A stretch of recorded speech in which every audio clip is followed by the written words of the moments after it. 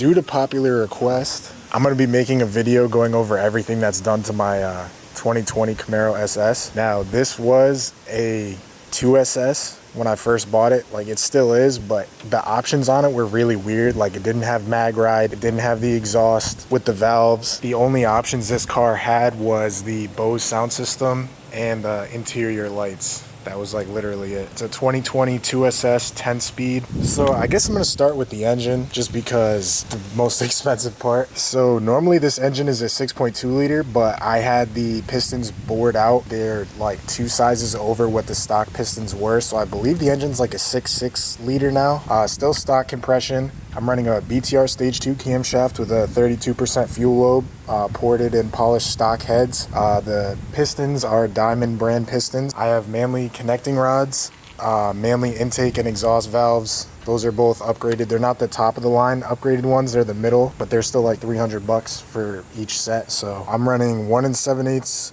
inch Corsa long tube headers. I had those ceramic coated, but they're about to get heat wrapped just to deal with the heat that this engine puts off. I have the Rotofab Big Gulp cold air intake, and right now I'm running the 95mm ZR1 throttle body, but I have a 103mm Nick Williams. I'm gonna end up putting that back on when I change the pulley out.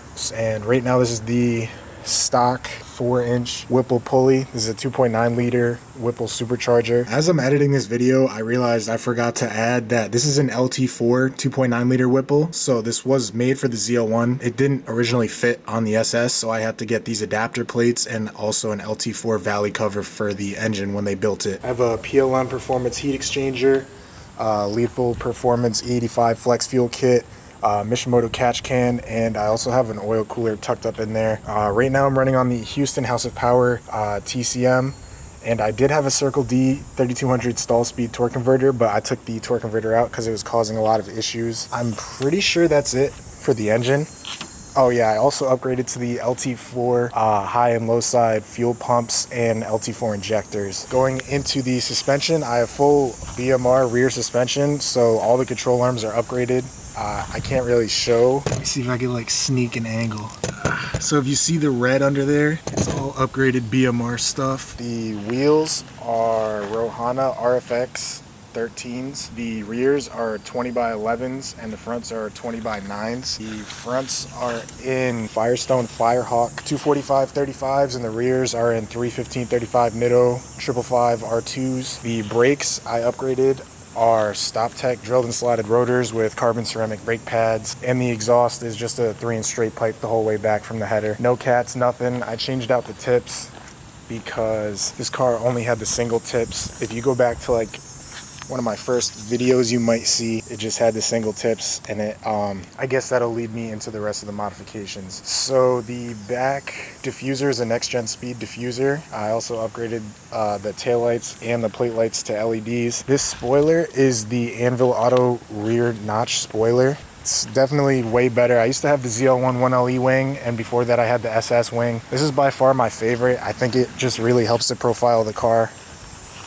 I also upgraded to Ruxify LED side markers in the front and the back. The tips for my exhaust I got from Colorado Motorsports. I also have a next gen speed carbon fiber gas cap cover and mirror covers.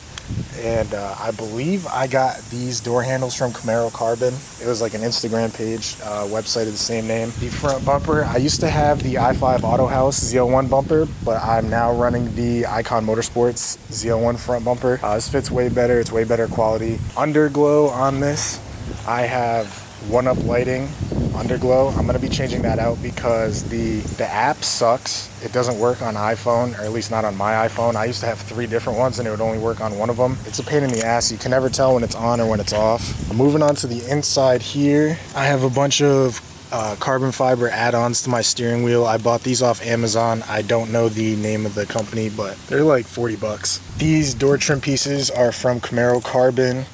They costed a pretty penny, but they look so much better, and they really help tie the look of the interior of the car together. These carbon fiber paddle shifter extensions were also from Camaro Carbon. This center console carbon fiber piece was off of Amazon. Once again, I don't remember the company, but It was pretty cheap from Amazon. My back seat, running a rear seat delete. I believe this is from Lethal Performance. I just got tired of people asking me for rides. Like, these seats aren't even functional back here. When they were stock, like still in my car, no one could fit in there. Like, I also have these window scoops. These are from American Authority. Oh yeah, these carbon fiber side skirts were from American Authority. I don't believe they sell them anymore. I think that's pretty much it. I upgraded the spark plug wires. They're MSD spark plug wires. It's running the LT4 MAP and MAF sensors. Take one more look at the car. So right now it's only tuned on 93. It is making 741 wheel horsepower. I don't remember the torque, but it's very close to the horsepower amount. Now the plan is originally to go to 1,000 horsepower, but once I get my transmission built from Pure Drivetrain Solutions, it should theoretically be able to handle 14 to 1,500 horsepower. The engine itself is good for up to 1,600 horsepower. I mean, we'll see what happens, but for the time being, I might have Kill Tech Tuning bump this up when I change the pulley and get around like 900, 1,000 wheel. Just rock out with that. And I also need to get a drag pack because these 315s don't hook for shit. Hope this answered everybody's questions. I've been getting a lot of Instagram DMs asking what's done to my car. Once upon a time, this was a bone stock 2SS, and now it's a 740 wheel horsepower monster. But let me know if you guys want to see anything else. Just leave a comment and I'll try to make some videos on it. Thanks for watching. All right.